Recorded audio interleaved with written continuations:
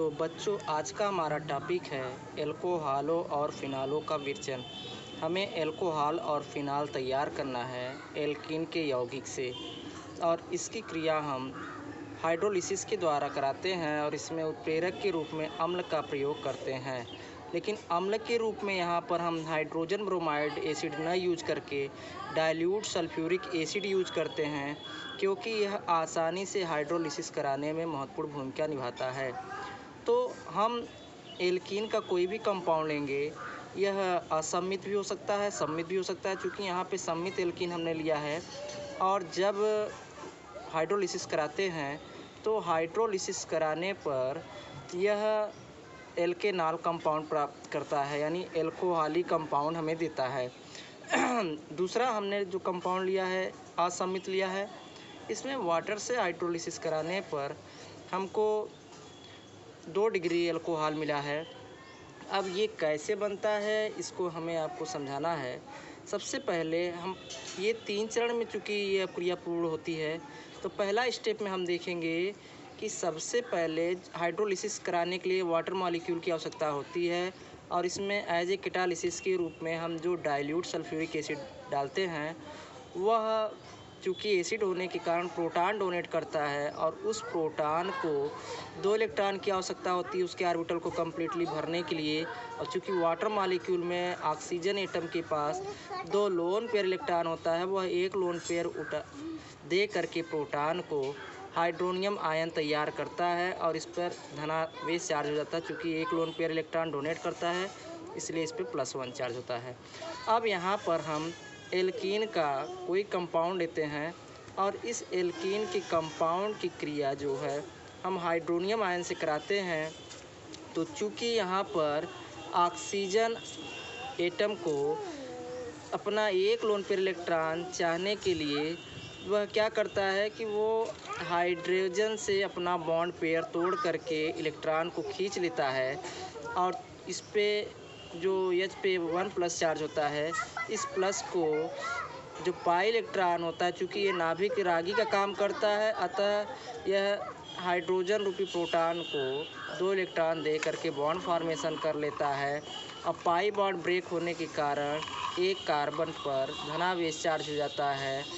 यहाँ पर ये इसका मतलब है कि प्रथम चरण में जब हाइड्रोनियम आयन की क्रिया एल्कीन से कराई जाती है, तो हमें कार्बोकेटायन का कंपाउंड प्राप्त होता है। दूसरे स्टेप में हम देखते हैं, दूसरे स्टेप में कार्बोकेटायन, जो पहले चरण में कार्बोकेटायन बना है, उस पर जल नाभिक के रूप में कार्य करता है और इस कार्बोकेटायन पे आक्रमण करता है। नाभिक रागी इसको इसलिए बोला गया है क्योंकि इसमें लोन पेयर इलेक्ट्रॉन प्रेजेंट है, और ये लोन पेयर इलेक्ट्रॉन उस कक्षा की ओर आकर्षित होता है जहाँ पे ऑर्बिटल वैकेंट होता है। तो चूँकि कार्बोकेटायन में कार्बन पे धनावेश चार्ज है, जिसका अर्थ है कि यह इसका ऑर्बिटल वैकेंट है, इसको इस ऑर्बिटल को कम्प्लीटली भरने के लिए 2 इलेक्ट्रॉन की आवश्यकता है। अतः ऑक्सीजन एटम 2 इलेक्ट्रॉन पेयर के रूप में डोनेट करता है, और इस वाटर मॉलिक्यूल के साथ बॉन्ड फॉर्मेशन कार्बन का होता है, और यह कंपाउंड बनता है। तीसरे स्टेज में हम देखते हैं कि इसमें जो कंपाउंड हमारा बना है दूसरे चरण में, इसका डीप्रोटोनेशन होता है। डीप्रोटोनेशन का अर्थ होता है जब किसी यौगिक से प्रोटॉन बाहर निकलता है या बाहर जाता है, तो उसको हम बीप्रोटॉनन कहते हैं। और इस कंपाउंड में चूँकि कार्बन के साथ जो जुड़ा ऑक्सीजन एटम है, इस पे प्लस चार्ज है, क्योंकि इसने 2 इलेक्ट्रॉन कार्बन को दिया था, और यह अपनी भूख को शांत करने के लिए ये हाइड्रोजन से बॉन्ड ब्रेक करता है, क्योंकि हाइड्रोजन के अपेक्षा ऑक्सीजन मोर इलेक्ट्रोनेगेटिव है। जैसे इसका बॉन्ड टूटता है, हाइड्रोजन प्लस चार्ज हो जाता है, और ये एल्कोहल रूपी कंपाउंड के रूप में प्राप्त करता है। अब चूँकि ये ऑक्सीजन 2 इलेक्ट्रॉन H+ को दे करके पुनः हाइड्रोनियम आयन बनाता है। इस तरह से ये हमारा तीनों स्टेज समाप्त होता है। अब हम आगे वाले नेक्स्ट चरण में चलते हैं, हाइड्रोबोरानन ऑक्सीकरण के द्वारा। सबसे पहले हम हाइड्रोबोरानन के बारे में समझेंगे कि हाइड्रोबोरानन होता क्या है। एल्कीन डाइबोरेन से जब योगात्मक अपक्रिया करता है और योगात्मक अपक्रिया के बाद जिस यौगिक का निर्माण होता है उसे हम हाइड्रोबोरान कहते हैं। और हाइड्रोबोरान का जब हम क्षारीय माध्यम में हाइड्रोजन पराऑक्साइड से ऑक्सीकरण कराते हैं तो हमको एल्कोहल प्राप्त होता है। तो इस पूरी क्रिया को हम हाइड्रोबोरान ऑक्सीकरण कहते हैं। तो ये ऑक्सीकरण की क्रिया जो हाइड्रोबोरान की होती है यह सम्मित एल्कीन व असम्मित एल्कीन दोनों में हो सकती है, लेकिन इसमें जो मार्कोनी-काप का नियम लागू होगा वह एंटी मार्कोनी-काप का नियम लागू होगा। एंटी मार्कोनी-काप रूल्स का अर्थ होता है कि जब एल्कीन का कोई कंपाउंड पाई बॉन्ड अपना ब्रेक करता है तो वह पाई बॉन्ड जो होता है उस कार्बन की ओर जाता है जिसमें हाइड्रोजन की संख्या कम होती है। इसका मतलब वो प्रोटॉन को ग्रहण करता है जिस पे माइनस चार्ज आता है कम हाइड्रोजन वाला कार्बन, और जो अधिक हाइड्रोजन वाला कार्बन है वह माइनस को ग्रहण करता है। तो इस प्रकार की क्रिया हम समझते हैं। सबसे पहले हम सम्मित एल्कीन लेते हैं। तो सम्मित एल्कीन की क्रिया जब भी हम एल्कोहल प्राप्त करते हैं तो यह 2 चरण से ही प्राप्त करते हैं। पहला चरण जो होता है हमारा डाइबोरेन होता है, हम इसको BH3 या B2S6 के रूप में भी लिख सकते हैं क्योंकि यह लुईस एसिड के रूप में होने के कारण यह डाइबोरेन के कैरेक्टर को शो करता है। और दूसरे स्टेज में एल्कलीन हाइड्रोजन पराऑक्साइड से क्रिया करके यह OH- देता है जिससे अल्कोहल बनता है। सबसे पहले हम ये समझेंगे कि जो पाई बॉन्ड है, चूँकि पाई बॉन्ड का जो इलेक्ट्रॉन है यह फ्री होता है और ये नाभिक रागी के रूप में कार्य करता है, अतः यह नाभिक की खोज करता है। और बोरान डाइबोरेन में BH3 चूँकि लुईस एसिड के रूप में कार्य करता है तो यह इलेक्ट्रॉन चूँकि इसका एक ऑर्बिटल बोरान का खाली होता है तो इसको 2 इलेक्ट्रॉन दे करके कार्बन बोरान के साथ बॉन्ड फॉर्मेशन करता है, जबकि BH3 से बोरान एक हाइड्रोजन ब्रेक करता है और ये हाइड्रोजन इस CH2 के साथ बॉन्ड फॉर्मेशन करता है। यानी यहाँ पे जो हाइड्रोजन आया है CH2 के साथ ये BH3 से हाइड्रोजन मिला है इसको, जबकि जो OH मिला है इस कार्बन को यह आपके H2O2 से मिला है। यानी क्षारीय H2O2 OH- देता है क्षारीय होने के कारण, इसलिए इसको OH मिलता है। इस प्रकार से हमारा जो है अल्कोहलिक कंपाउंड प्राप्त होता है। यहाँ पर वाटर मॉलिक्यूल का हाइड्रोलिसिस नहीं होता है। ये 2 स्टेजों से पूरा होने के बाद रिएक्शन यानी कि BH3 से क्रिया करके हाइड्रोजन प्राप्त करता है, जबकि हाइड्रोजन पराऑक्साइड के साथ ऑक्सीकरण के द्वारा ये हाइड्रॉक्सिल ग्रुप प्राप्त करता है। इस प्रकार से हमें अल्कोहल प्राप्त होता है। इसके बाद हम असम्मित एल्कीन के कंपाउंड को लेते हैं और इसकी क्रिया हम स्टेज बाय स्टेज आपको बताते हैं।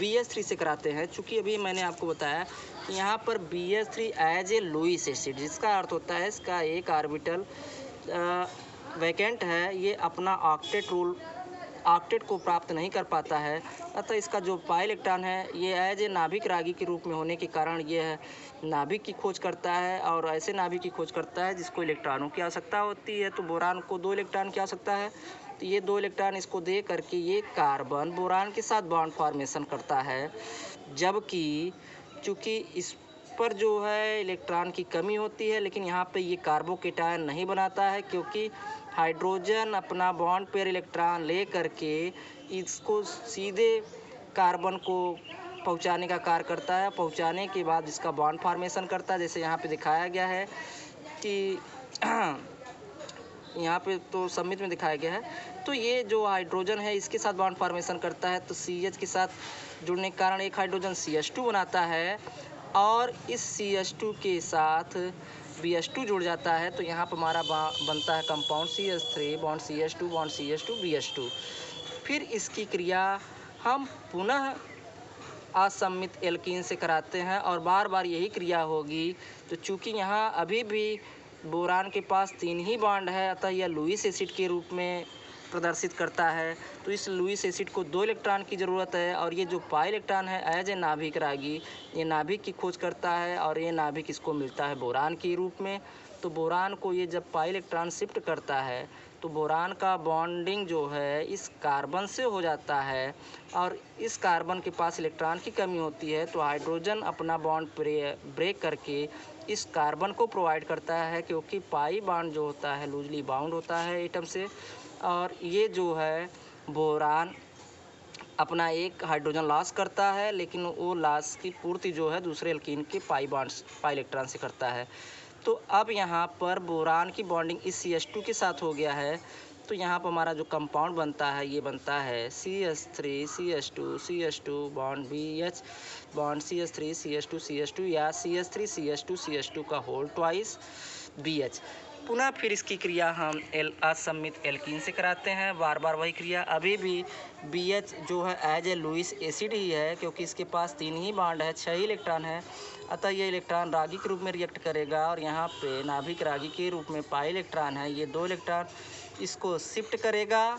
इसकी बॉन्डिंग जो है पुनः CH2 के साथ हो जाएगी, लेकिन ये हाइड्रोजन इस कार्बन के जिसमें इलेक्ट्रॉन की कमी होती है अपना बॉन्ड ब्रेक करके इसको 2 इलेक्ट्रॉन प्रोवाइड करता है, इसके साथ बॉन्ड फॉर्मेशन करता है। तो यहाँ पर असम्मित एल्कीन की 3 ग्रुप मिल गया हमको, तो ये हमारा बनाता है ट्राईप्रोपिल बोरान।